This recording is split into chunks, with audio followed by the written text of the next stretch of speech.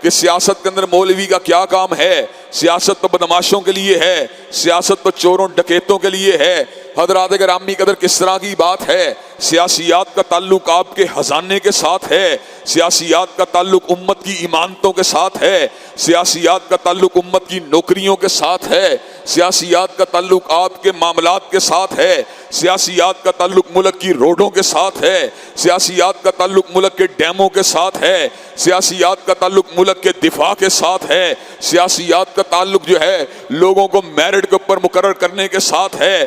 اگر ایک بندہ خود ڈاکو ہوگا، ایک بندہ خود چور ہوگا، ایک بندہ خود بددیانت ہوگا، ایک بندہ خود بے ایمان ہوگا، ایمانداری سے یہ بات بتلائیے، کیا وہ میرٹ کے اوپر تقرریاں کرے گا؟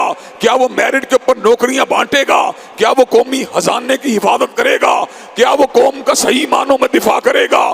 حضرات گرامی قدر قوم کا دفاع اگر کرے گا تو کملی والے کا نوکر کرے گا، کملی والے کا تابعدار کرے گا۔